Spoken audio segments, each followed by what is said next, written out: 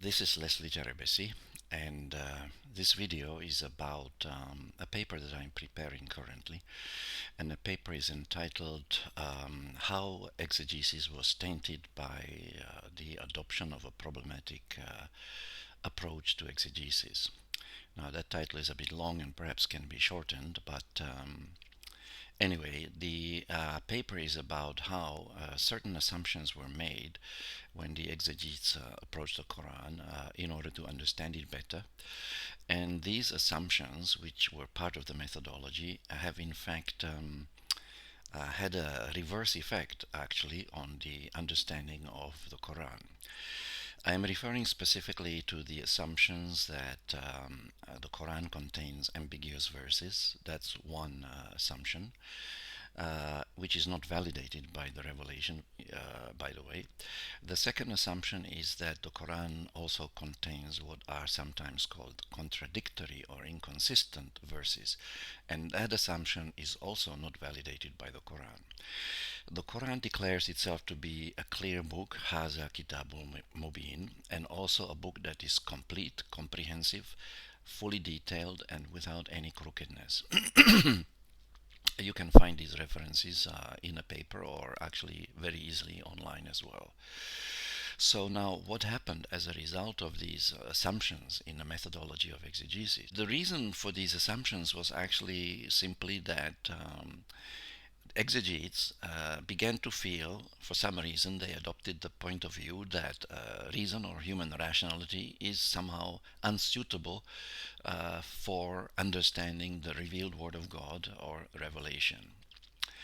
And in fact, a conflict of sorts developed between two camps that emerged on this question. The question as to whether tradition or reason is better suited to understand revelation.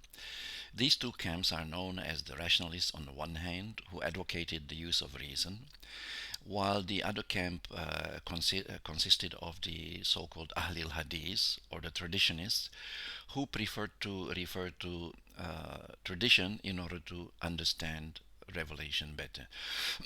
So, in the process of this conflict between the rationalists and the traditionalists, it appears that due to the political support received by the traditionists prevailed, and the orthodoxy in this way was firmly established. In fact, there is more to the story, but I don't want to go into too much detail. The conflict also took place at the political level. It wasn't only a conflict between arguments or points of view. In 786, Caliph Musa al-Hadi took the side of the traditionists and slaughtered 5,000 philosophers or rationalists, and this was a big setback for the rationalists and a great victory of sorts to the traditionists. The reference to this unfortunate event may be found in a book edited by Charles Kurtzman, published by Oxford University Press, and the book is titled Modernist Islam. The reference is inside an article on Jalaluddin al-Afghani, who refers to Suyuti as the first person who reported this incident. The reference to this event was made by Afghani in his debate with the French Orientalist Renan.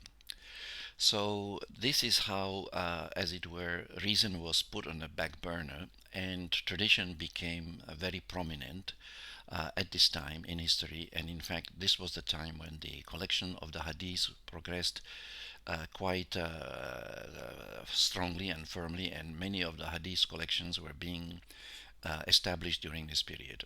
Now, of course, the reason was further marginalized in two additional events, which I can perhaps mention briefly.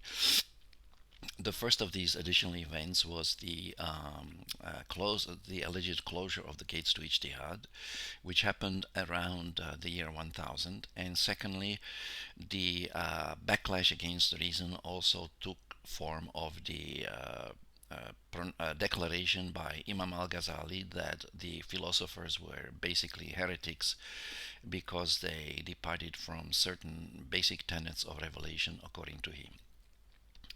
Actually, there was another event that happened between the massacre of the philosophers in 786 and the closure of the gates to Ijtihad.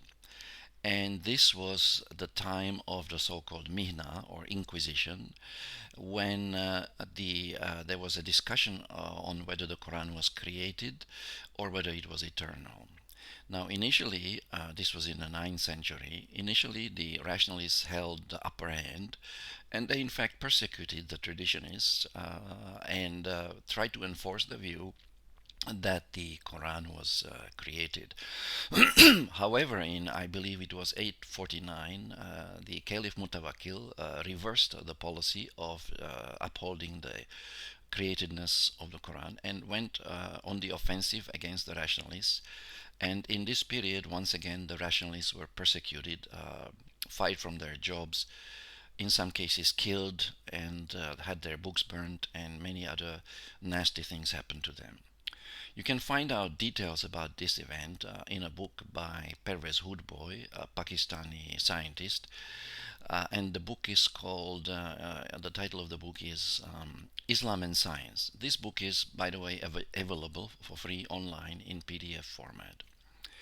So now, what I'm trying to say in referring to these events was that it appears that early Muslims, not the very earliest Muslims, but some years after the demise of the Prophet, some Muslims began to have develop problems with reason and rationality.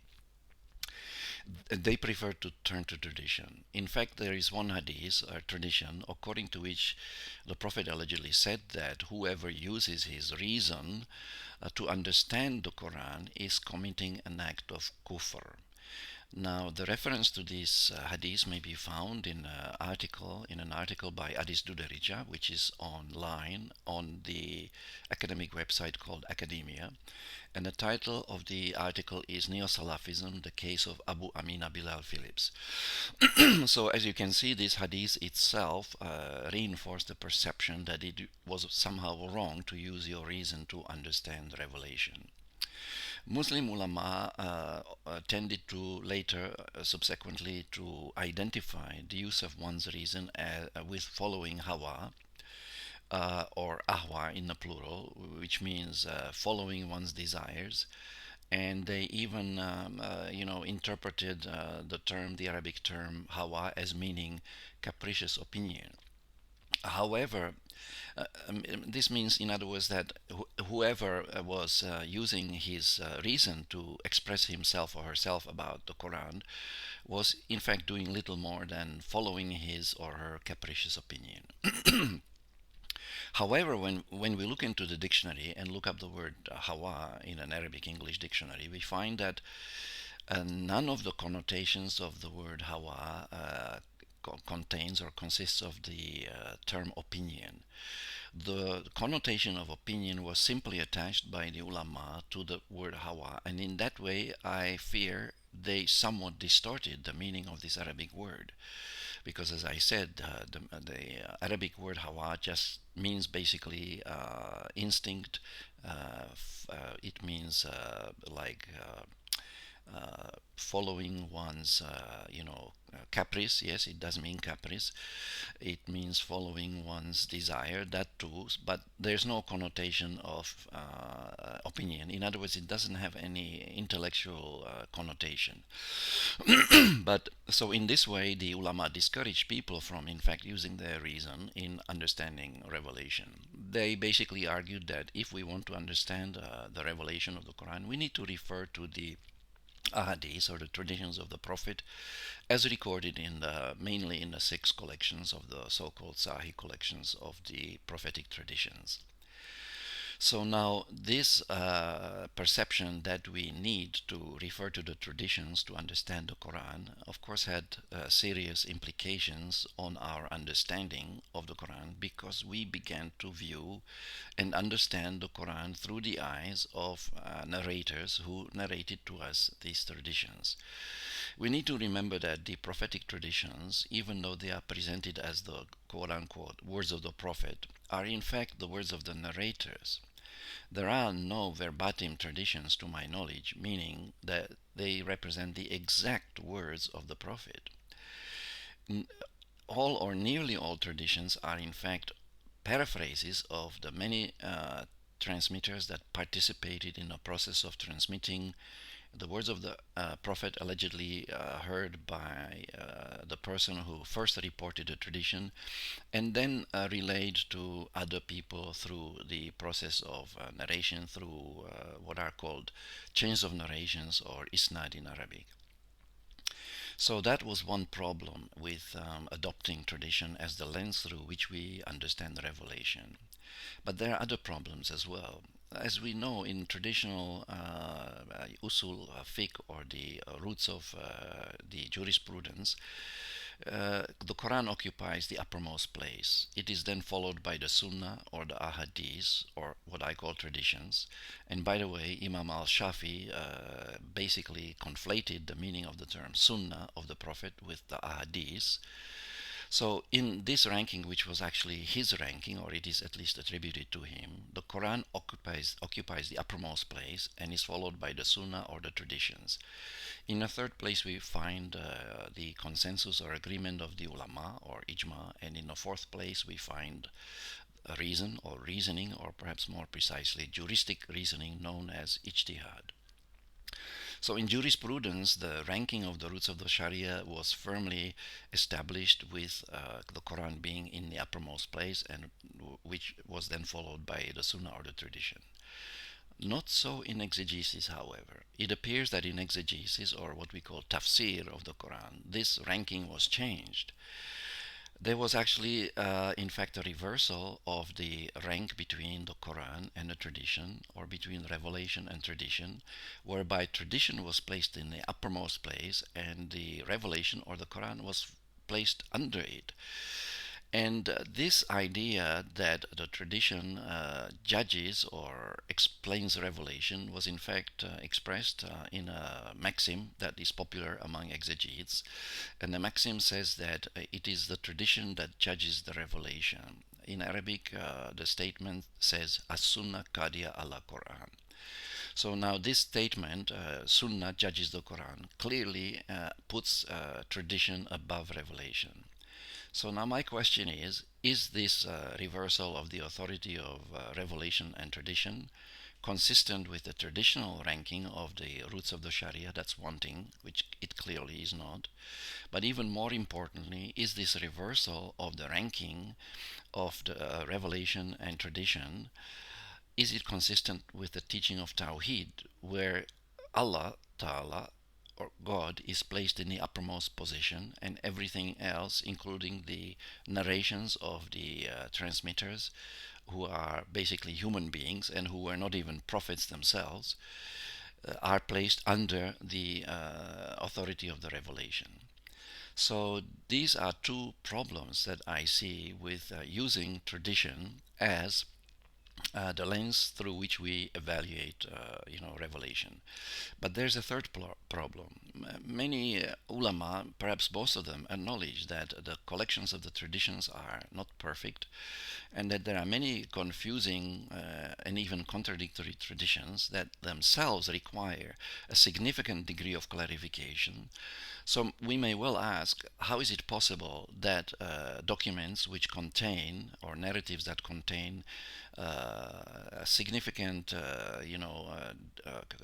inconsistencies, discrepancies, and problems, in fact, how can such a document be used to clarify a document, the Quran, which is by comparison, actually there is no comparison, but how can they be used to clarify a document which is, as we believe, as we Muslims believe, which is the Word of God? So, how can the human narrations explain the words of God better than God Himself? This is really, I think, an important question. Because when we go back to the assertion by some of the ulama that Revelation or the Quran contains ambiguous or contradictory verses, what they are really saying is that God somehow did not explain Himself clearly in those particular verses, and now He he who is above all needs requires the or needs the help of some of his own servants to help him make himself clear. Now that doesn't sound to me like reasoning, a sound reasoning. I think this is very problematic because basically the allegation that the Quran contains ambiguous and contradictory verses flouts these allegations actually defy or flout the perception or views expressed in the Quran that the Quran is a clear book without any crookedness and therefore would in principle require minimal if any explanation or clarification.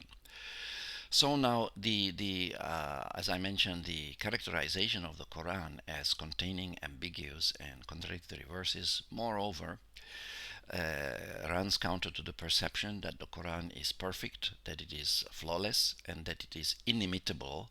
In other words, that there is nothing like it. And interestingly, some of the ulama actually contradicted even the perception that the Quran is inimitable and that there's nothing like it because somehow they came up with another tradition according to which the Prophet allegedly said that I was given two things, the Quran and something equal or something like it. Now, there are two renditions of this hadith. In one of the renditions, the word equal is used, and in the other rendition, the word something like it is used. But I think, in light of the assertion of the Quran or the perception in the Quran that the Quran is inimitable, and that there is nothing like it, both of these descriptions, I think, need to be rejected because they clearly run directly contrary to what the Quran says about itself. So that is another problem with using the traditions to explain or clarify revelation. A fourth problem is that in order to use traditions to quote unquote explain revelation, the exegetes felt obliged to make an announcement or a change, however we want to look at it, that would enable the traditions or the narrations to explain the revelation because Surah Al-Ma'idah in verses 44, 45 and 47 says very clearly that anyone who judges by what Allah Ta'ala did not reveal is a kafir, a zalim and a fasik, meaning that such a person who judges by what Allah did not reveal is a disbeliever, a wrongdoer and a rebel. So now if the traditions are not revelation, it means clearly that we cannot use the traditions to judge anything by referring to the traditions. So the proponents of the adherents or the followers of tradition got around this problem basically, although it's questionable whether this was an acceptable solution, but they tried to get around this problem simply by declaring that, well, tradition is also revelation.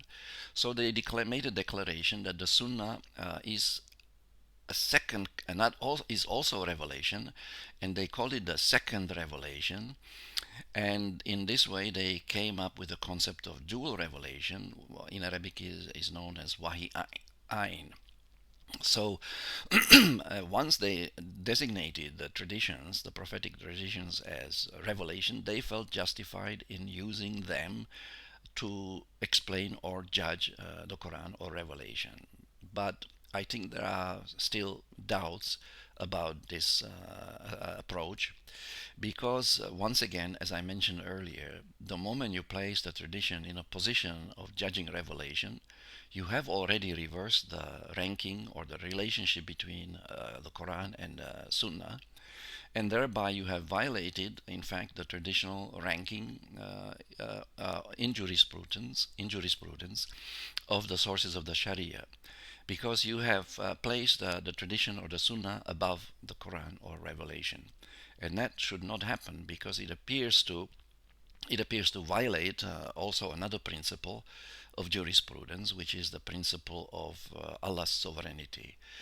There is no power equal to or greater than the power of Allah. Allah is the highest authority, and therefore we cannot place anything above Allah or His revelation and say that we are going to judge the revelation that He sent down by the narrations of human beings who were not even prophets.